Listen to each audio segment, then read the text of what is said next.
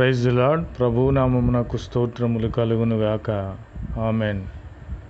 ప్రభువునందు ప్రియ సహోదరి సహోదరులకు ప్రభువు నామములో శుభములు తెలియచేయుచున్నాను. ప్రభువైన క్రీస్తు వారు ఈరోజు మనం వాగ్దానము చేసి మాట్లాడుచున్నారు.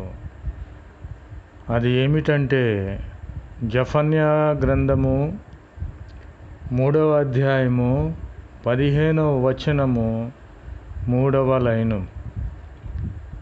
ఇజ్రాయేలుకు రాజైన యెహోవా మీ మధ్య ఉన్నాడు, ఇక మీదట మీకు అపాయము సంభవింపదు.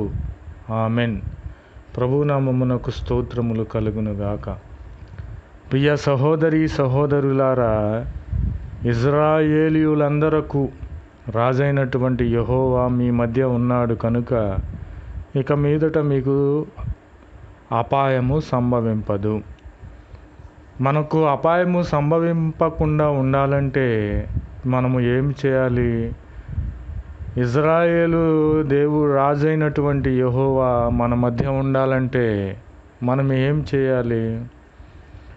ఏ ప్రభు అయిన క్రీస్తు వారు మన మధ్యలో మనకు సహాయము చేయకుండా ఉంటే మనకు అపాయములు సంభవిస్తాయి. ప్రభు అయిన క్రీస్తు వారు మన మధ్యలో ఉండాలంటే, అపాయము నుండి మనము తప్పించుకోవాలంటే మనం ఏం చేయాలి? మనుషులైన వారు అనుకుంటూ ఉంటారు, నాకున్నటువంటి శక్తిని బట్టి నాకు అపాయము సంభవించుటలేదు, నాకున్నటువంటి బలగమును బట్టి నాకు అపాయము సంభవించుటలేదు అని అనుకుంటారు. నాకున్నటువంటి తెలివితేటలను బట్టి, జ్ఞానమును బట్టి, కుయుక్తిని బట్టి నేను అపాయము నుండి తప్పించుకొనుచున్నాను అని మనుషులైన వారు అనుకుంటూ ఉంటారు. కానీ అది కరెక్ట్ అయితే కాదు. ప్రభునామమునకు స్తోత్రములు కలుగునుగాక. మనకు అపాయము సంభవించకుండా ఉండడానికి కారణం ఏంటంటే, ఇజ్రాయేలు రాజు అయినటువంటి యెహోవా అనబడిన యేసుక్రీస్తు వారు మన మధ్య ఉన్నాడు కనుక, మనలో ఉన్నాడు కనుక మనకు అపాయము సంభవించుటలేదు. ప్రభునామమునకు స్తోత్రములు కలుగునుగాక.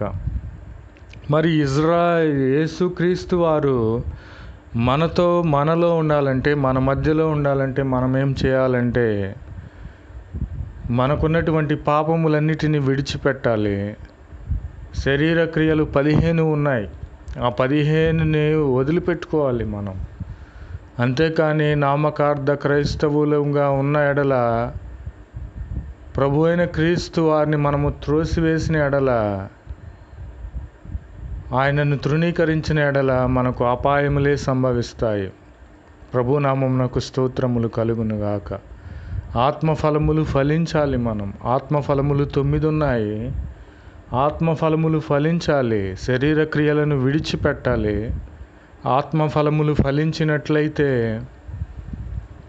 ప్రభు అయిన క్రీస్తు వారు, సర్వలోకానికి అధిపతి అయిన సైన్యములకు అధిపతి యెహోవా మన మధ్యలో ఉండి అపాయములను తొలగించే దేవునిగా ఈ యొక్క సమయంలో మనకు ఉన్నాడని ప్రభునామములో నేను తెలియపరుచున్నాను.